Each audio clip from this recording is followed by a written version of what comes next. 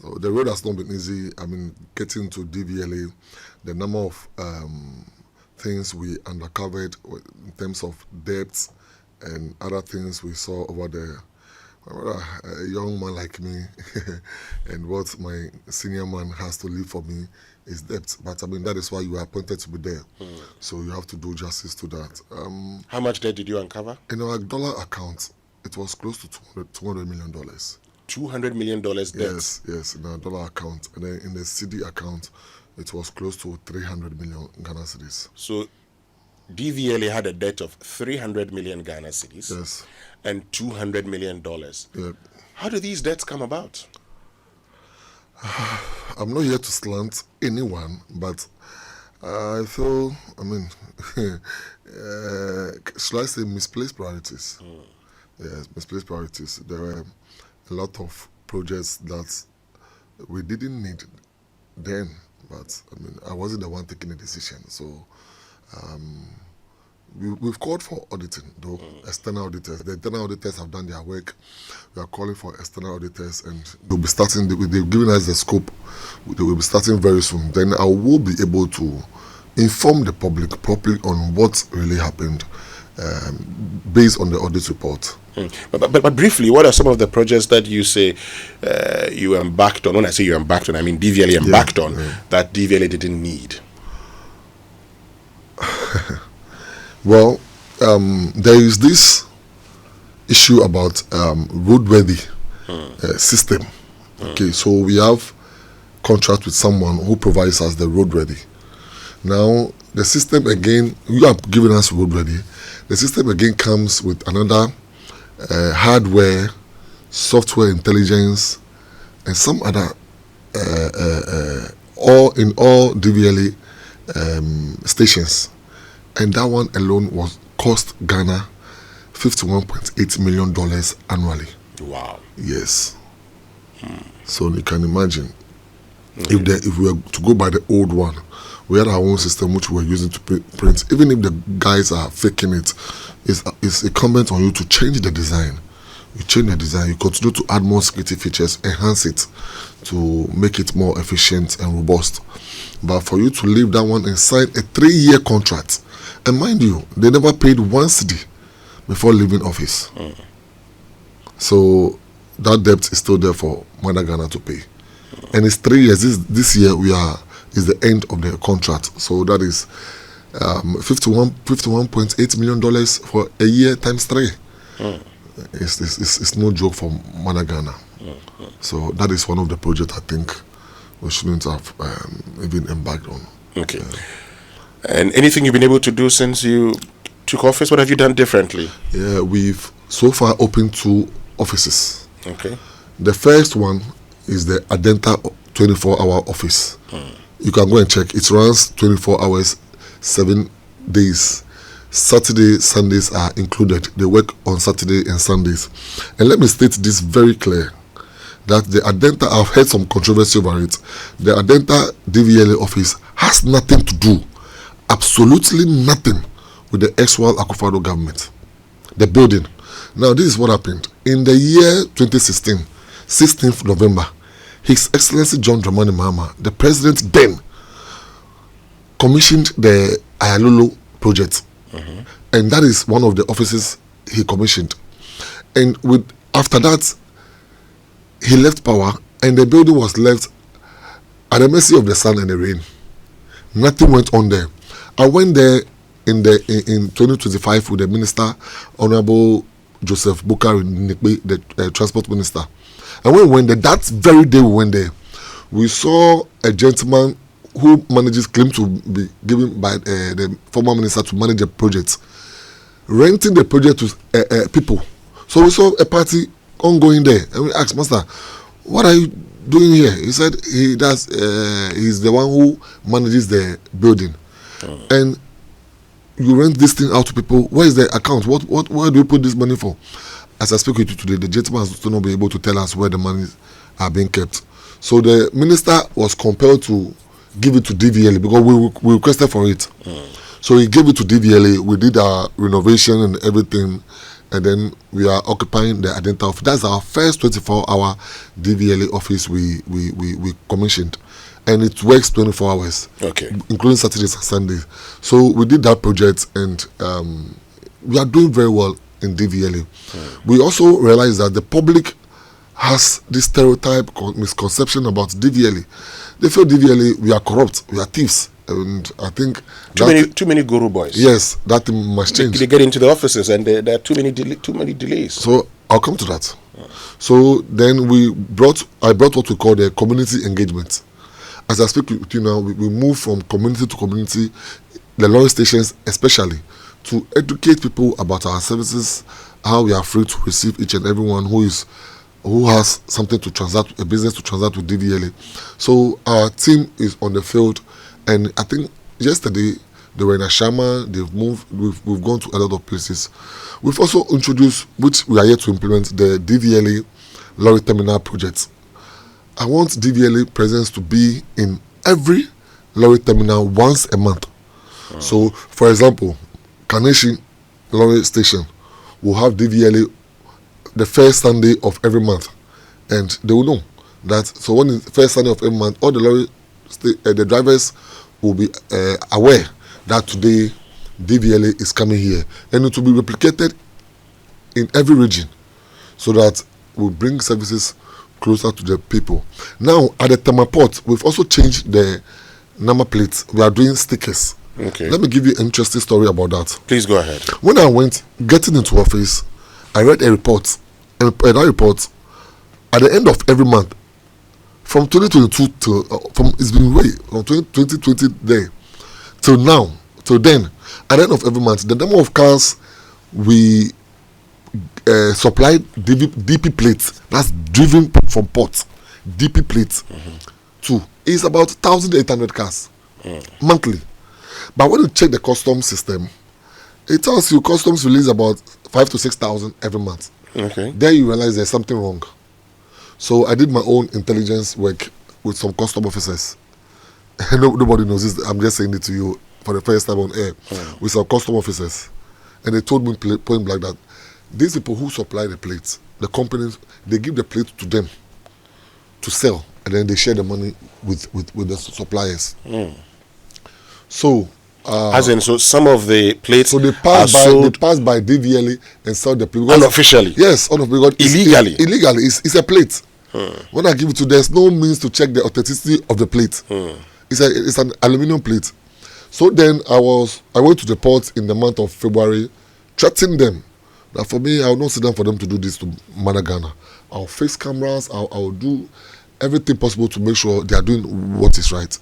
That very month, in the month of March, the plate went from 1,800 to 5,000 plates. Then I realized still, per my intelligence, we have more to do. So we changed the plate system to sticker. If you go there, you have a sticker. You have 14 days to use the DP plate. The date of expiry on it. What they were doing is that they were giving it to a DP. Then they can use one DP plate to bring out over 1,000 cars. When they buy 5 DP plates, they go put the 5 cars outside, bring it inside, put another 5 cars outside. But with the sticker, when you put it on it once, you cannot take it off. It's very difficult for you to, in your quest to take it off, it damages the sticker. So that is what we brought in place. Then, as I speak with you now, last week I read a report and we've done 7,400. So it tells you that about 5,000 plates were being stolen at the ports. And you can calculate 5,000 by 202. That is over 1 million. 1 million Ghana cedis were being stolen at the port by people I don't know. So through this intervention, the money now goes to DVLA. Great. So let's get into, what has got everybody talking. This morning we've been joined by Julius Nikwe Kote, who's acting CEO of DVLA. Your compliance and enforcement unit issued roadside check defects and infractions, delinquency fees and charges. Now, we look at roadworthy side, fiscal conversion, vehicle body altered, 225 cedis. General body rickety, 225 cedis. Where are these fees coming from? This has been there from 2012. it is not the doing of Nikwe Julius. It's been there, just that the level of enforcement then wasn't as efficient as it is now. I got to office and I met only 6 compliance officers for the entire Accra. Some regions don't even have compliance at all, but we were supposed to ensure compliance. What do 6 compliance officers do for the whole Greater Accra? So I made it a policy that every station, we have the Adenta office, we have the NAMA, that's the Hacho one, we have the Wager DVLA, then Tema, and head office. I give each station 10 compliance officers. And based on the area they operate, they have where they will go and stand and ensure compliance. So I'm sure it's because I have equipped the compliance officers. That is why the public is now getting to know about this. But it's been there for a very long time. I didn't bring that, and it's part of the LI. When I come into office, the Parliament has not amended any LI for me. The first LI we sent to Parliament is the commercialization of motorcycles. So I have not even amended any LI when it comes to this. So you're saying these are fees approved by Parliament? Yes. And you can check the National Road Safety Regulation Act, Traffic Regulation Act, sorry. Check 158 of LI 2180. And when you come down to the yes, there. The first yes, is there.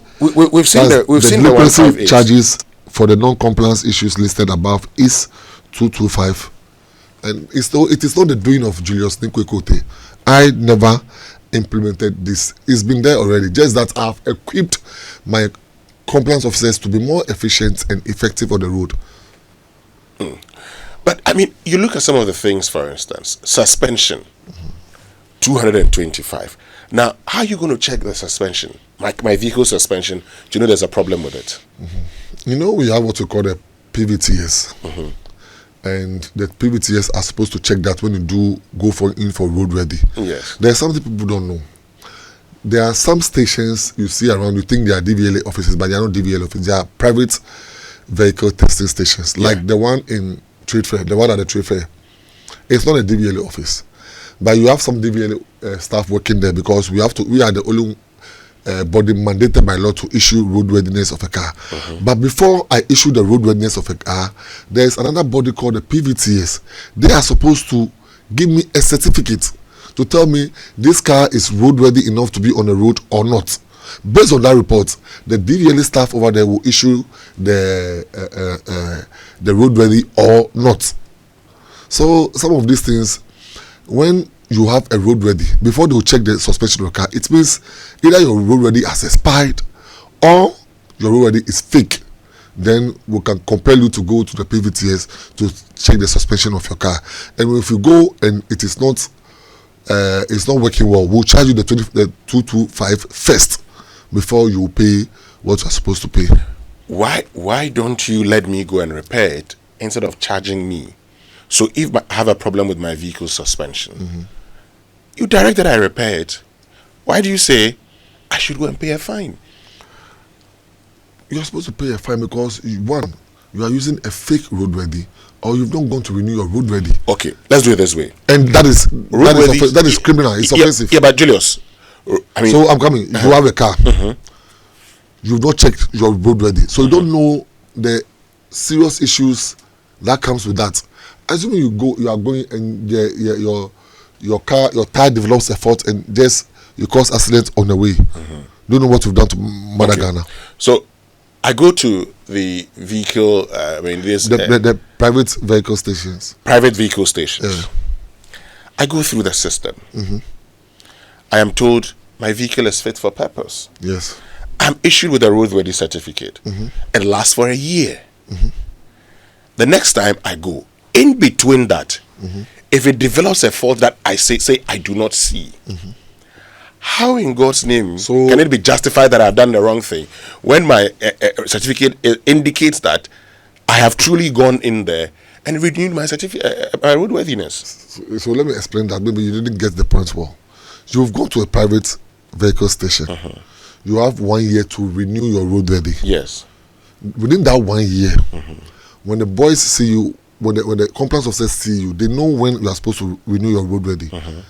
If your roadworthy is as expired and you've not gone for renewal, there they will deal with you. If I say they'll deal with you, not with manpower, but then they'll ask you to go back, to go to the what they call the PVTS, and they will find you first because your roadworthy has expired and you are not aware. But if your roadworthy has not expired, they are not mandated to check because they only have the machine to check whether it is working well, your car is working efficiently or not. But if it has expired and you are still driving on the road without checking, they will find you first. That's an offense. Yes. Yes. So that is the only way we can say that your suspension may be good or may not be good, because you've not checked your car. The time has expired and you've still not gone back to check your car. So hold on a minute. Yes. If now I do not have, if my roadworthy certificate is expired, and I'm driving, I have actually committed an offense. Of course. Beyond that offense, you're saying, now if I take my vehicle, I'm going to be paying some of these things which I've already been fined for by virtue of not renewing my roadworthy. No. By virtue of not renewing your roadworthy, the DVLA compliance officer will not be able to ascertain whether your car suspension is good or not. But if you go and renew, then you can say you have gone through the process and your suspension is okay. But if you've not renewed your roadworthy, we will charge you for not going to renew your roadworthy. Yes. We will charge you for suspension as well because you're not going to check it to know whether it's good or it's not good. You're punishing me twice. I'm not punishing you twice. It's the law. So what we are just encouraging that, please, it is about lives on the street, on the road. We have a mandate to keep the road safe. So please, check out the date and time you are supposed to go and renew your roadworthy and do it. We have a lot of PVTS around. And there are no queues. We are bringing a lot of stations, a lot of branches. There are no queues. Just follow the rules. Go and renew your roadworthy on time. That is all we are asking for. Because, you talk about validity of stickers. If they are expired, 225. That is what Parliament gave to us. Exactly. So, not Julius. It's Parliament. I'm not saying. So I'm saying. So if my roadworthy sticker is expired, in effect, certificate is expired. I've not gone to renew it. 225. I have paid. But the suspension aspect comes in over there because it is very critical for movement of cars. And it's something we must always avert our minds to. Suspension of cars is something we cannot do away with on the street. So when your roadworthy has expired, I've told them, let them go and check the suspension of car as early as they can. Because that's very, very important. Okay. So if my roadworthy hasn't expired, the day to its expiration, I go to this PVTS for inspection. They'll do it. And they do it. In that case, I am not going to pay a fine. No. You're not going to pay a fine. Because you've done what you're supposed to do. Okay. So if I get you clearly, the only time I'll be paying a fine for, say, suspension is when you've not done your roadworthy. Is when I've not done my roadworthy. Yes. Is it the same with, say, ties that are worn out? Oh, that one is being seen physically. You can see it. You can see it physically. So if you check and you believe that my tires are worn out, you can see it. And you also attest to the fact that. What if I doubt that the tires are worn out? Well, then we have to go to the PVTS to go and check that as well. Okay. Sometimes they bring people to the office, and I don't want to mingle with what happens over there. It's their work that is being done. I always encourage. My friends call me. Your boys have arrested me. Your boys are saying this as a Mabera. It is your life I'm trying to save. Let's do what is right. As for this one on the street, there's no protocol. DVLA, we should do away with protocols. Just like the way I encourage that the health sector should do away with protocols. Because, my brother, when I give you a license and you don't know how to drive, it's just like giving a gun to an armed robber to protect the community. You are going to have issues on the road. So I can't do that. I tell my friends, when it comes to licensing, there's no protocol. It's just like this. When your car suspension is not good, your tires are not good, you don't expect me to tell my workers to allow you to go. I'll tell them to encourage you to go and do what is right. Great, but you also say, I mean, before we go for a break and come back and activate the phone lines, because this is more about, our listeners, they have to ask all the questions. But you say dirty seats, torn seats, 225. I'm in my car. You're charging me because you say my seats are dirty. You see, this is what we met in office. Parliament, as I told you, I have not done any amendment of the law. The only amendment of the law I'm doing is about the commercial motor riders. This is what we met, and we will have an opportunity to look at it again.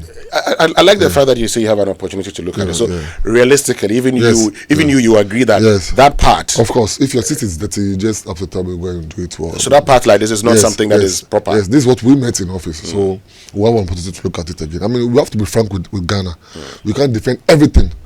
What is not right is not right. What is right is right. I mean, for me, I'm very frank. Some of these things we have to look at it again. You have to look at it. I've been joined by Julius Nikwe-Kote, who is acting CEO of DVLA, and have this message that says, but our roads are not, beg your pardon, are not vehicle worthy anyway. Our roads are not vehicle worthy. We've been joined by Charles in Ablekuma. Charles, good morning, and thank you very much for joining us. Good morning. Yes, and welcome. I have one question. Please go ahead.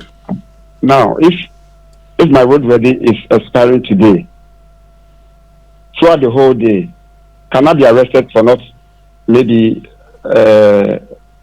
renewing it? And the second one is, for how long can you stay before it becomes an offense? Come again on the second one. The second, for how many days can you stay without renew that it becomes an offense? Okay.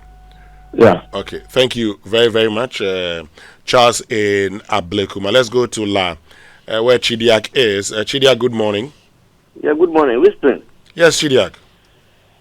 Yeah, first of all, may I congratulate the officer there and let him understand that when you fight corruption will fight you back. What is he putting in place to fight the corruption effectively? If they are fighting him back, he will not get shaky. 2, who is a dangerous driver on our road?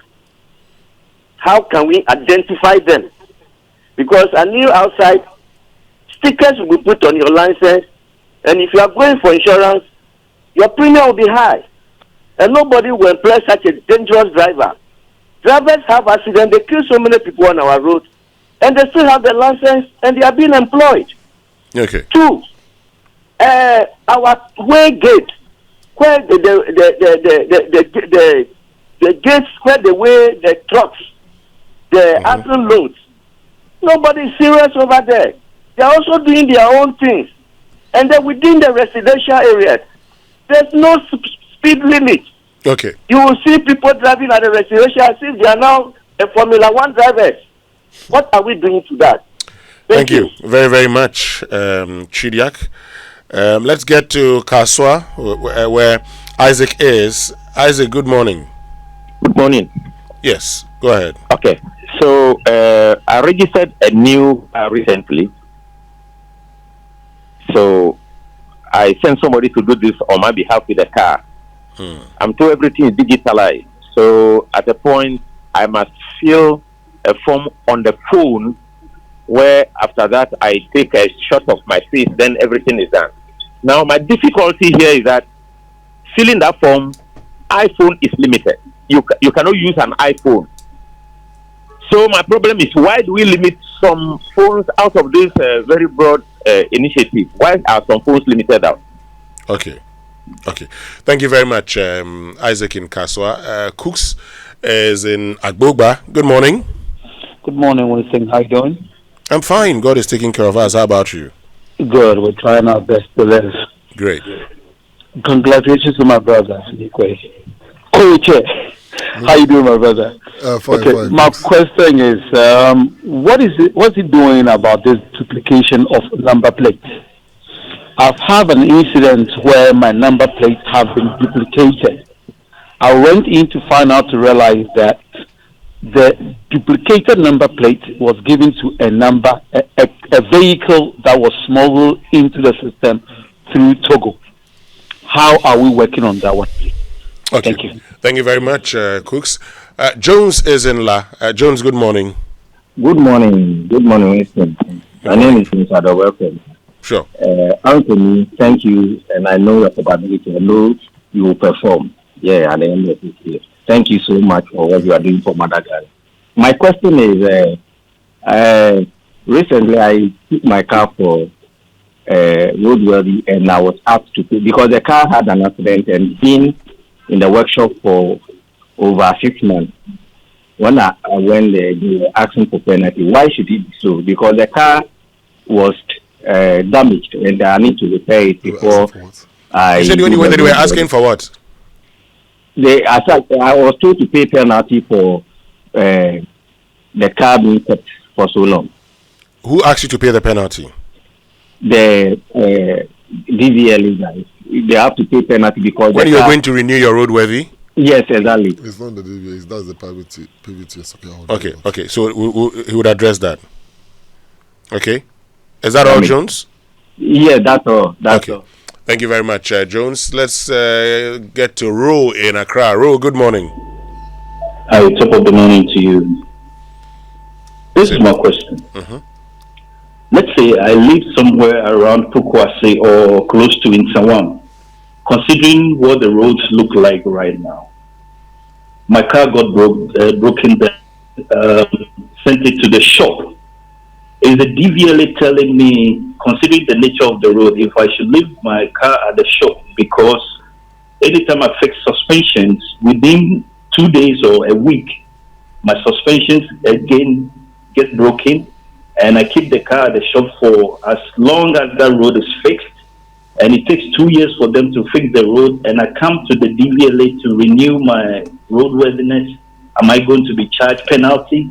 Who does these laws? Who can we get the members who pass this into law? Or is the DVLA going to provide us with a form that anytime our vehicles are in the shop and it is more than a month or 2 months, we report to them? What kind of law is this? Okay. Thank you very much, Ro. Let's go to Dan Suman, where Eddie is. Eddie, good morning. Good morning, Konfo. Nawapugume. Namina Dumanampe, Bo, what's there? Dumarakwa. Oh, around. Bettininka.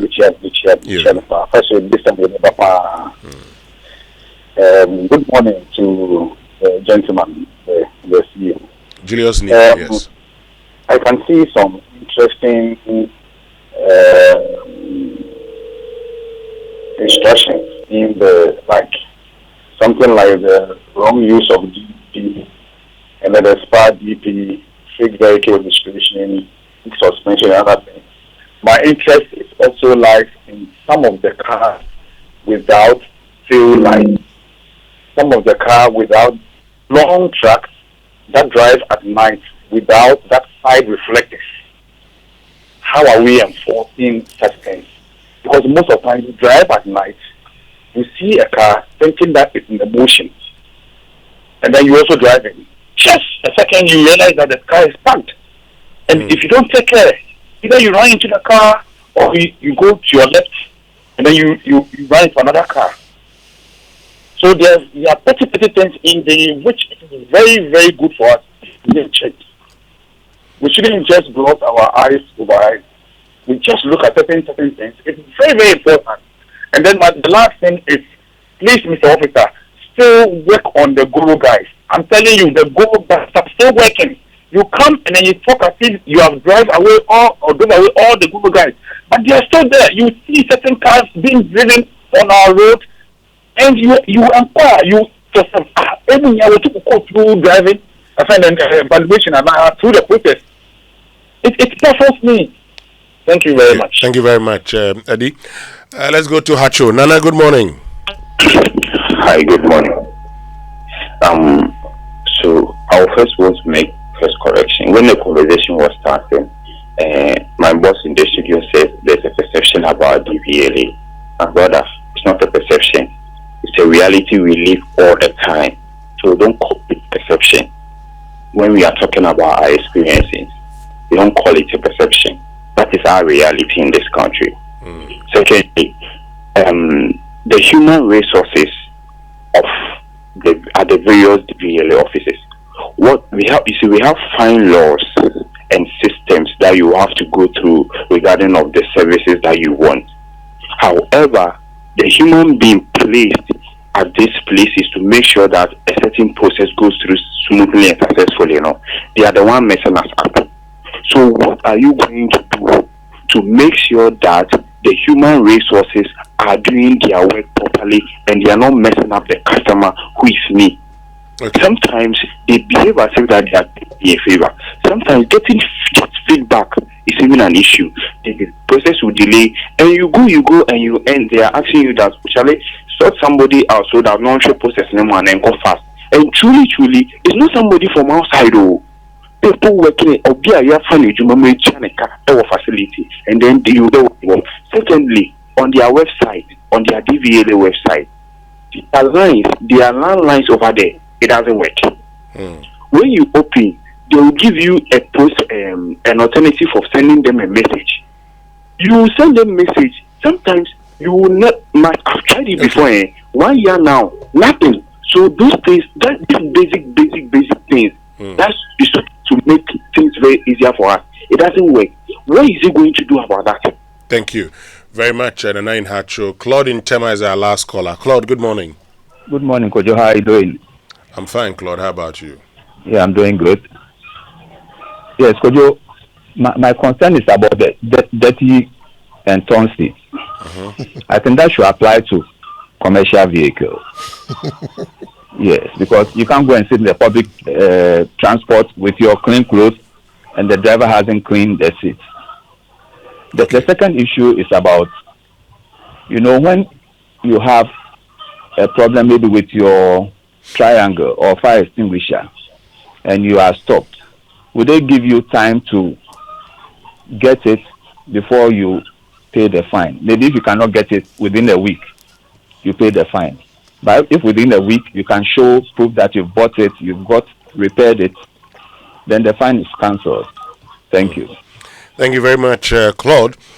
And Claude will be our final caller, last caller for now. So let's get into the questions he was actually asking about, being given time. In other jurisdictions, when they, and I've seen it before, go ahead, go and fix your light, go and fix your problem. He's asking, why can't they be giving time, for instance, if you do not have, say, fire extinguisher or triangle to procure one?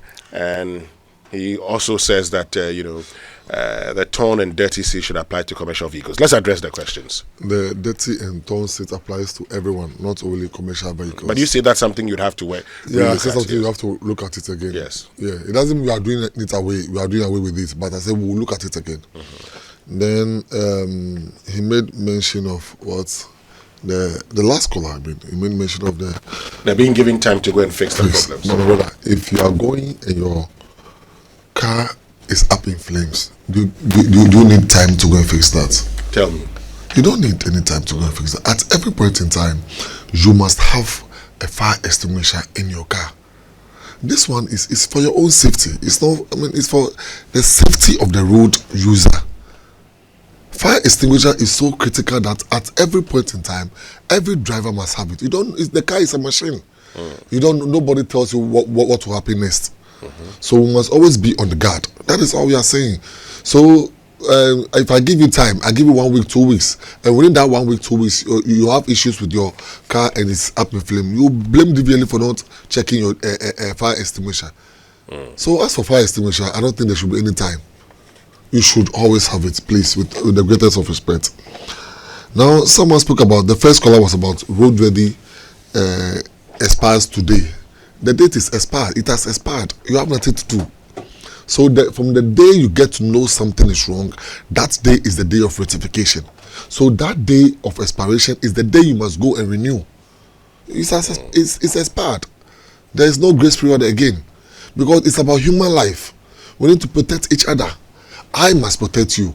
I must keep the road safe. And these are the things that we do to keep our roads safer. So please, there's no grace period after expiration date. Yes. dangerous drivers. I think I missed the point to mention to you that we are doing something we call the point management system.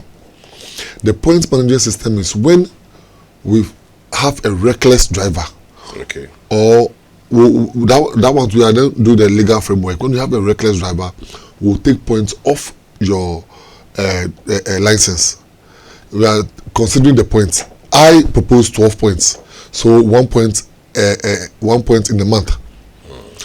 And if you are able to get use all your 12 points, and you don't get the annual grace period, then we'll withdraw your license for you to go back to the driving school. Okay. Yes. So we are doing that, but some other directors, they disagree with me that at least we should be having. They said in the UK they do 40 points, they do this points. In the UK, their laws work. Here, our laws must also work. So we are considering the number of points. That's where we are now. So we are doing the points management system to check the dangerous drivers on the road, reckless drivers on our road. Okay. If you also go through without any issue, the next year we may add it to your points to make it 24. But we are not certain on the number of points to give as of today. But we are bringing the driver point management system, which will check reckless drivers on our road. Okay. Then working on the system, the PVTS. Someone said he went to renew his license, is road ready, and he was charged. Let me state emphatically clear. If you go to a PVTS, a private vehicle testing station, DVLA does not determine charges over there. The parliament determines charges over there, and make sure that whatever charge you have been asked to pay, they must give you a good receipt, because they deal with us through parliament. Like we ensure their operations, but parliament deals with their charges. In DVLA, even if I want to put 1 CD on any charge, I must go through parliament. Yeah, but there's an approved fee, roadworthy fee, right? Yes. No, I don't get it when he said he was charged. Maybe his roadworthy has expired for more than a year, so you'll be made to pay the previous one. Yes. And one person made the point that if, for instance, you live around Pokwasi and the road is that bad, and so you've parked your car, you've not gone anywhere for 2 years, you're bringing your car back on the road. You know, when you want to park your car, you have to write to DVLA. Okay. It's part of the law. So that I give you exemption. When you are traveling out of the country and you're not going to use your car for 1 year, 2 years, you write to DVLA. So ignorance of the law, please, with the greatest of respect. It's no excuse. When you want to travel, when you're going to park your car for a year, the number of days you park your car without using it, for us to give you the exemption, you have to write to us. So please, this is something that the public must know. Okay, so write to DVLA and inform us. Even if you want to change the engine of your car, you must write to DVLA. People don't know this. For you to change the engine of your car, the law says that you must write to, because the engine number will change. And when you are doing registration, we register the engine number of the car. When you want to change the color of your car, you must write it to DVLA, because during registration we do color of cars. We write the color of your car, so you must write to us. If you want to change the usage of your car from private to commercial to private, you must write to inform DVLA. So please, these are things that they are there, maybe we don't know. It's part of our community education program. Okay. Then our website issue, I came to meet it fresh, and we are still doing it. We are working on it. The engineers are working on it. Human resource issue he spoke about. I acknowledge the fact that we are not. DVLA is not perfect. No, we can never say that. I came into office about barely 5 months now. I've heard a lot. It will take time. I can't use 1 day to change the whole scenario. It will take time. Now I'm changing the addressing. I'm changing the way they speak to people. The service excellence will do their best to improve service delivery system. We beg you. Okay. It's not a 1 day show. I can't say that what he's saying is not true. I sometimes disgust myself and they treat me badly. I see. Yes. I will not mention the office. I went there with a cap, just anyhow, and I was in the queue, and I had that level of treatment just to understand how our clients feel. So it's true, but we are dealing with humans, so it is bit by bit. Somebody says, cars that these large trucks without tail lights and side reflectors. That is what we are ensuring in the rules. Yeah. That's what we are doing in the rules. But there's also another question. That's what we are doing in the rules. But there's also another question that says that. Now, why do they insist on reflector stickers when modern cars already have them? I had an issue with that. Someone called me, big man in the party, or in Ghana, called me that, Julius, your boys have arrested my car and they have roadworthy. I have the inbuilt reflectors already. So why do I still ask reflectors? So I went to consult with the law say, and when you have reflectors already, they must allow you. But it depends on the type of reflectors you have. Some reflectors are not visible. So we have a standard way of a standard reflector that we want. If it's standard, they will allow it. But if it's not the standard one, they will not allow it, because it must always at every point in time be visible. Some people also now put the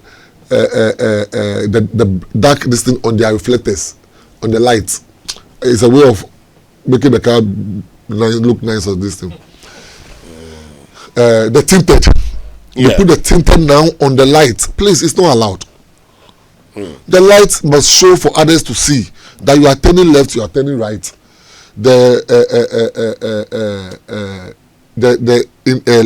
indicators, the light indicators, you call it traffic indicators, they must show left or right. So when you put tinted on it, who will see it? Okay. Now this question says, are there plans to change the number plate regime from year of registration to say year of manufacture or some other mode? So what we are looking at, we are changing the whole number plate system.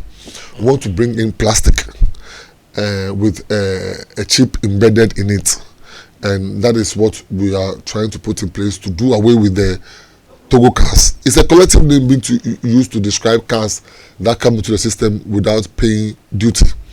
So when we bring the plastic plate, there will be a chip embedded in it. When someone even goes to do anything bad and the person is running away, it's just about a gun they use to shoot the number plate, and then they'll get every information about the car. From wherever they are, the police or the company officer will just shoot a gun on the number plate, and it gives you every information about the car. Then, because it's highly, highly possible that DVLA will now be taking road toll. So we are looking at a plate that can communicate with the road toll system, so that we also use it.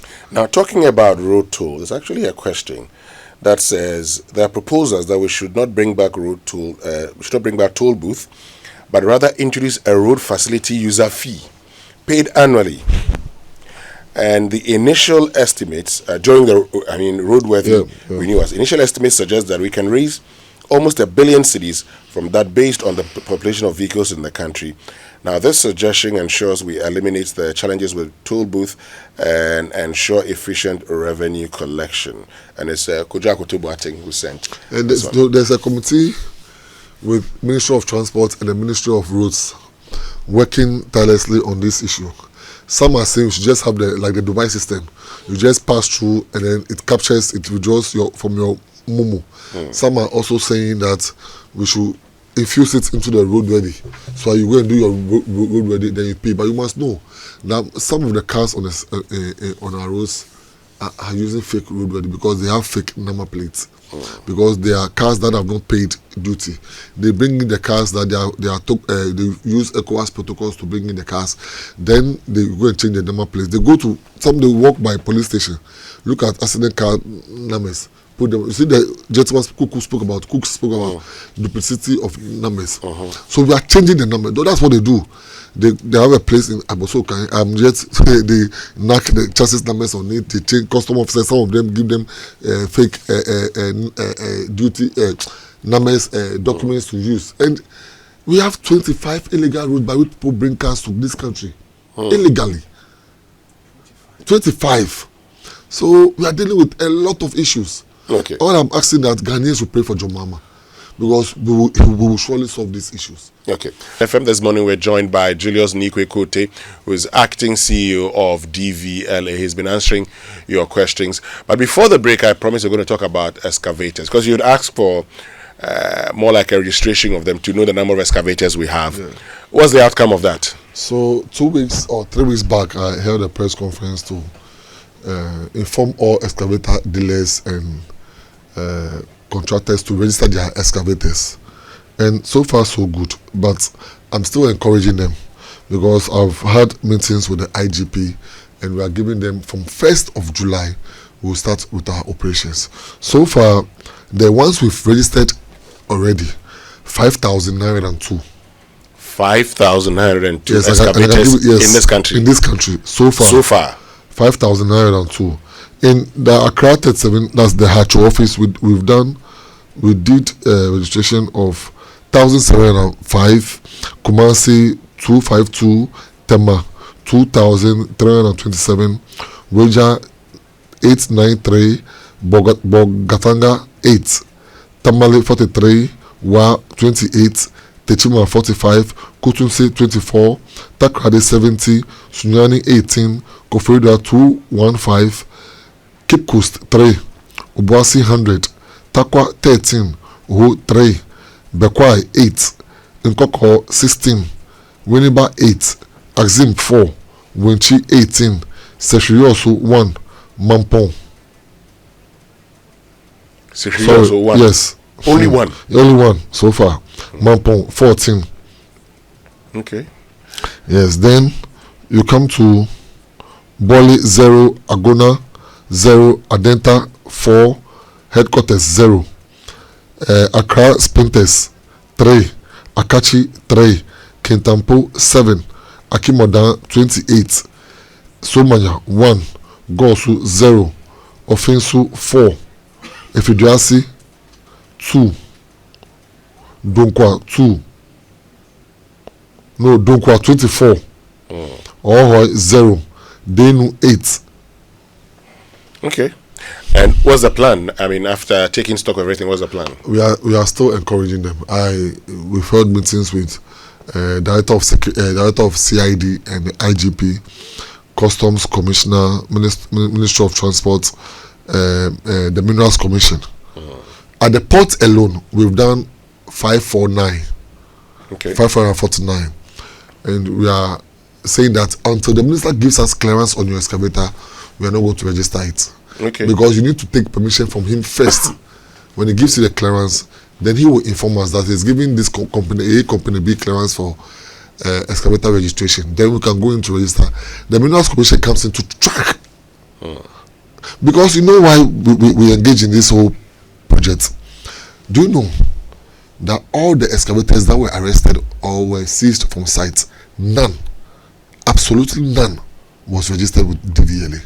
None of the excavators seized. Read my lips. None are registered with the. So how did they get into the country? You can no. So Joe, I mean, how do they get into the various places? We just bring it from the port. They just take it down there without registration. So now we've registered 5,902. If we are to get any of these excavators on site, it is easy, simple for us to trace and know who imported these excavators or who brought in these excavators. And that is a very good way of fighting galamsey.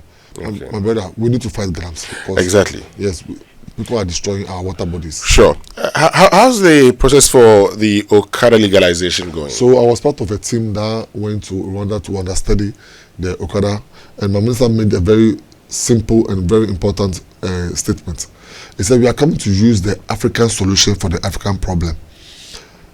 Now, when we went there, they had 42,928 motorcycles only in Kigali, and they had 32 cooperatives. So every cooperative is identified by the color, of their jackets, and then helmets. Okay. So every Okada rider, even on the street without a passenger, must have 2 helmets. And their number plate is different. So we are also bringing, Ghana, our commercial number plate is yellow. Yeah. So the Okada people, riders will have yellow number plates now. When the program starts, you need to be first. The Road Traffic Regulation Act 683 says you need to be 25 years to engage in driving commercial, but we managed to bring it to 21. Oh, now it's 21. It's now 21. Okay. Because earlier when you issued guidelines was 25. Yeah, 25. So we need to amend that law first. Okay. So now it's 21. Moving from there, they are all going to be identified by either a region or district. So then there's going to be an app. I encourage everyone who uses Okada to hold on to that app, to use that app, hook onto that app. That app will tell us if there's any issue, where they picked you from, where they dropped you, the time they picked you, and what time they drop you. Then it is easy to identify who we can hold as a victim. Okay. For in terms of theft or anything. So we are having a package. DVLA 2 will be running their registration on 24-hour basis, and we are building more test grounds. We have one in Tema. We'll build one at the Nama office, one in the Adenta office, so we can engage the drivers. So we're going to do it on 24-hour basis for their registration. We'll go to school in front of our school, DVLA Skills Development Center. Yeah. We'll train the riders from there. It's a package. Most of them don't have driving license, so we'll issue them with license A, but they have to go through our driving school first. Okay. So it's called DTTL, the driver training and testing licensing. It's a department that will enforce the driver skills development center. Okay. So it's a whole package, and I encourage each and every Okada rider on the streets to be patient. Let's go through the process. Let Parliament give us the approval, then we can take it from there. Okay. Well, Julius Nikwe-Kote, thank you very, very much for joining us this morning. Thank you. We're glad that you made time to join us. We have to do this again because there are a lot of questions. I understand. Unfortunately. So I'm happy that you understand that you have to join us again. So let me once again also thank all listeners and viewers and say that the delinquency issue has been there from 2012. I have just come to equip the compliance officers. It is not the doing of Julius Nikwe-Kote. It's been there for a very long time. Sure. We are just making it work well, that's all. Okay.